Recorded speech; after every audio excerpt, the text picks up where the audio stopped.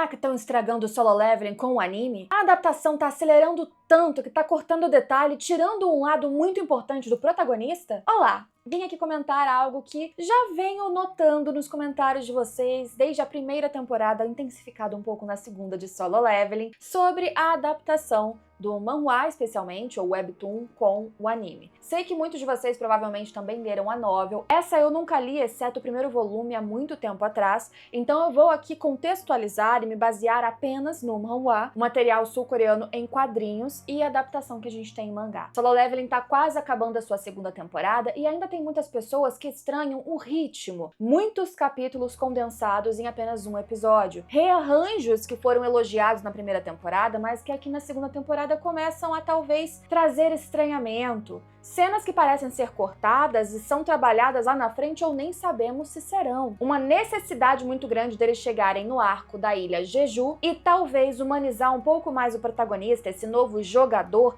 não utilizar tanto o seu jogo de sombras e a aura em volta que trazia para ele, pelo menos nas páginas dos quadrinhos, um ar extremamente sombrio. Essas são as principais, em geral, reclamações que eu vejo por aí. Eu queria trazer para vocês um pouco da minha opinião. É claro que vamos passar aqui algumas ressalvas. Primeiro que é a minha visão, é óbvio que você tem todo o direito de preferir um material ou outro, ter todas as suas objeções, reclamações, isso tudo é super válido. Eu vejo que o fandom de Solo Leveling é um pouco mais inflamado do que outros, até quando você faz um pouco de piada. Eu lembro que eu fiz comparações em relação ao arco das formigas de Hunter x Hunter e Solo Leveling nas redes sociais, e era meramente como comparação de piada, de verdade, porque óbvio que os fatores principais lembram uma coisa ou outra, o próprio autor faz piada disso no final da história, mas há quem leve muito direto, que você tá comparando, que Hunter x Hunter é ruim, o que é um absurdo, você não pode achar Hunter x Hunter ruim. Quer dizer, pode, é sua opinião, mas você tá errado. Piadas à parte, é óbvio que não é igual Hunter x Hunter, é óbvio que Solo Leveling tem a sua identidade,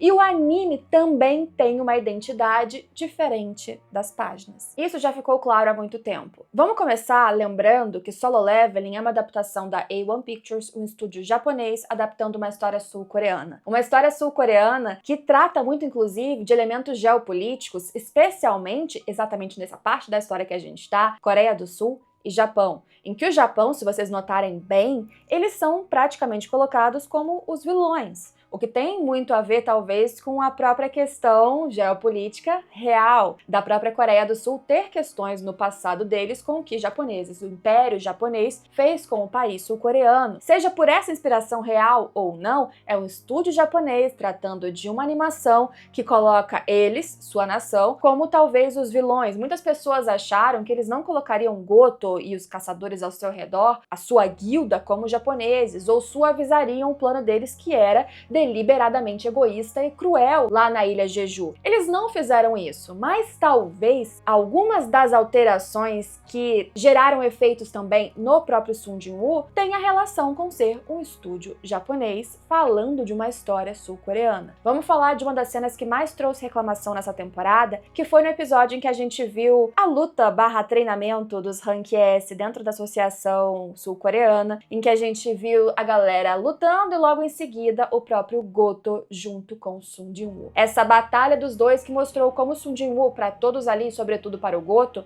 era alguém muito forte, alguém que chamava a atenção, alguém perigoso. Nas páginas do manhwa, a luta também foi curta, ela também foi interrompida, mas ela foi escalonando num momento em que quando o Sung Jin-woo ele segura o braço ali do Goto e o Goto percebe que aquela força poderia fazer inclusive o Sung Jin-woo o derrotar, quebrar seu braço, acabar com sua vida, ele não só fica morrendo de medo, mas ele fica também com muita raiva. Aquele enfrentamento com Sung Jin-woo e ele liberando todo o seu poder e ele não conseguindo sobrepujar em força aquele cara na sua frente, ele, o todo-poderoso que tava ali na guilda do Japão achando que a galera da Coreia do Sul era ralé, isso traz uma sensação pra ele de despeito, de raiva, um medo misturado com orgulho ferido que faz ele ficar agressivo. Realmente no episódio, talvez a sensação foi ainda mais rápida, a luta mais consolidada. Seja como for, sim, não tivemos o mesmo efeito que nas páginas. Goto não ficou tão assustado e raivoso como aconteceu no manhwa. Sun Jin-woo também não apresenta tanto, nem nessa cena, nem em tantas outras. Esse jogo que, de novo, já que é uma página com cores no manhwa de Solo Leveling, acontece muitas vezes de a aura roxa ao seu redor, muitas vezes ele é contornado pela aura e repleto de uma sombra preta, como se trouxesse toda hora essa afirmação de que ele é o monarca das sombras, ele é sombra e ele tem essa aura que muitas vezes brilha nos olhos, e esse recurso não é tão usado no anime, não foi nessa luta, não foi em tantas outras. Essa combinação de preto com roxo já traz uma ideia mais assustadora, tanto é que roxo e preto é uma cor muito presente em qualquer um dos elementos de Halloween, de fantasma. Pega os Pokémon fantasmas, são todos roxos. Essa combinação é fantasmagórica, traz a ideia psicológica de cores, inclusive, de algo que atormenta, que é perigoso. O anime, desde a primeira temporada, fez claramente a escolha de deixar o personagem menos edgy, como a gente chama, menos sombrio, um pouco mais humano. Existe uma transição evidente de quando ele se transforma em jogador, conforme ele avança o nível, se transforma no Monarca das Sombras, ou como ele fica menos afetuoso, menos medroso, mais objetivo, mais direto,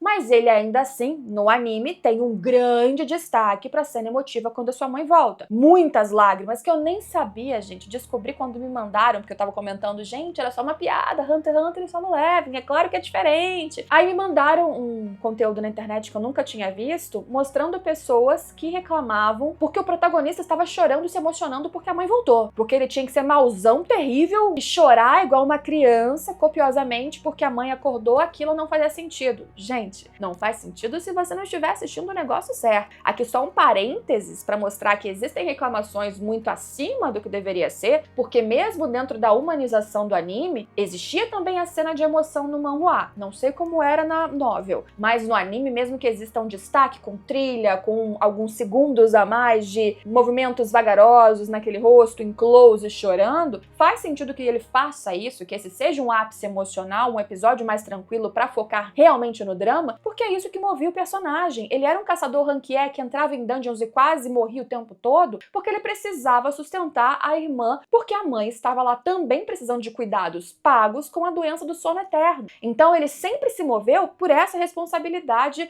vinda também da consequência da mãe não conseguir mais ajudar na casa e demandar dinheiro para continuar sendo mantida viva. E mesmo quando ele se transforma num jogador e vai subindo de nível, vai ficando mais forte, elevando o seu ranking por consequência, ainda assim, ele tem que sustentar a irmã e a mãe, e ele ganha o objetivo logo lá atrás de conseguir um elixir da vida que salvasse a mãe, o que levou ele até logo outro episódio. Então, claro que ele vai se emocionar. E eu acho legal que o anime traga um pouco da humanidade para o protagonista, e não só um cara frio, que vê o cara petulante ranquear indo pra cima dele dentro da dungeon de Portal Vermelho, e ele planeja meticulosamente, ele faz praticamente o cara o atacar para o matar, para ir pegar sua sombra que vira o Iron. Num anime também acontece. Se você olhar as minúcias, ele já sabia que ia acontecer o ataque, ele já se planejou para usar a sombra do cara ressuscitado, e ele não fez qualquer movimento para evitar o ataque, para se defender, para evitar que aquela morte acontecesse. Então também é um movimento objetivo e frio sob vários níveis. É que o manhwa traz aquele destaque no olho, o manhwa traz muito da sua visão, é o ponto de vista dele. Tanto em muitos quadrinhos, que mostram a visão dele como jogador, como também várias outras inserções que falam do que está na mente do personagem. Então é muito mais fácil você compreender até mesmo esse lado mais cruel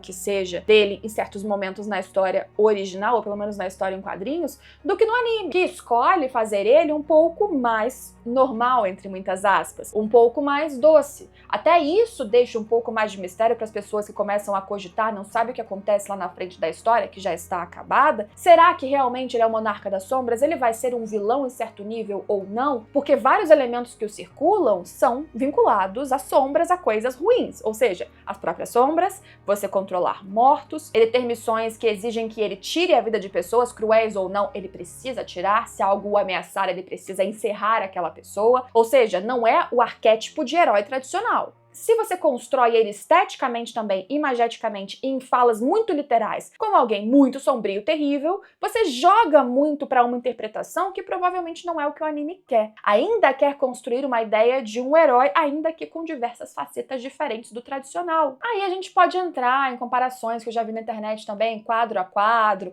No manhwa era mais bonito, vamos lembrar que é uma ilustração estática, então a animação precisa de outras técnicas e também é outra visão artística. Existem momentos nessa temporada que eu até acho que não em questão do Sung Jin-woo ou da interpretação dele, mas que a história ficou acelerada demais. Mesmo eu que não tenho tanto na cabeça a história fresquinha, erro uma coisa ou outra, vocês sabem disso, especialmente agora que eu comecei um processo de mudança, spoiler pra vocês. Tá uma zona, então no último vídeo provavelmente vários detalhes me escaparam, mas ainda assim, eu e qualquer um consegue perceber que eles fazem certos aceleramentos e cortes com um propósito muito definido. Nesse momento, na segunda temporada, eles queriam terminar todo o ápice da Ilha Jeju. Não terminar em um episódio apenas. O episódio passado, o penúltimo, ainda não acabou todo o drama relacionado à Ilha Jeju, o que eu achei que eles poderiam fazer, de aceleramento que eles tiveram na temporada toda. Tiraram um pouquinho o pé do acelerador e vão terminar no seguinte. Eles fizeram, para isso, alguns cortes evidentes. Por exemplo, não tem muito spoiler nisso aqui, tá? Mas existe uma inserção de um personagem que foi brevemente citado no episódio, assim, passando, que um cara de uma guilda dos Estados Unidos chegou ali na Coreia, perguntando meia coisa e foi embora. Existe uma cena no manhwa em que isso realmente acontece,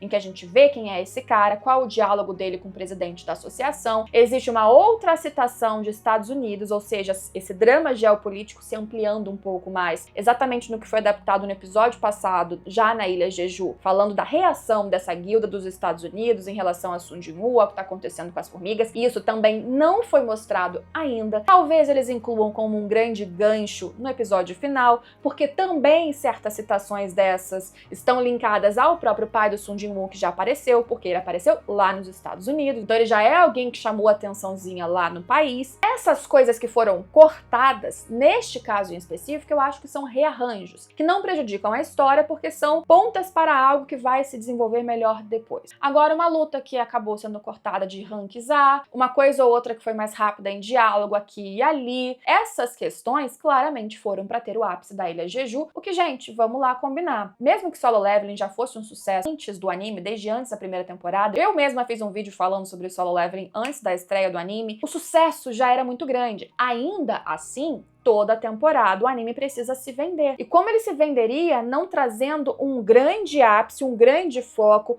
algo que está sendo prometido há muito tempo? Poderia ser um grande foco de frustração. Então eles fizeram uma escolha de chegar nesse arco da Ilha Jeju e finalizá-lo. E eu não acho que finalizaram mal. Uma apreensão de muitas pessoas de acelerar e chegar lá era não aproveitar esse arco, não aproveitar a luta do formigão, que ainda não tem nome no anime, então o formigão. Eu acho que eles fizeram muito bem. E Solo Leveling, de novo, é uma experiência diferente, como todas as outras, em mídias distintas. Já ouvi dizer que a novel é uma coisa outra, no manhwa é outra questão, e no anime vai ser outra também. São experiências diferentes para você assistir, gostando mais aqui ou ali. Mas dizer que o Solo Leveling tá subaproveitado ou ruim, eu não concordo. Você pode não gostar da história por qualquer outro motivo, porque histórias nos agradam por diversos fatores ou não, e isso é pessoal e tá tudo bem. Mas em relação à adaptação, continuo achando que é uma boa adaptação. Em relação a entretenimento para quem quer ver lutinha, poderes, um personagem ficando cada vez mais forte, tudo que gira, é claro,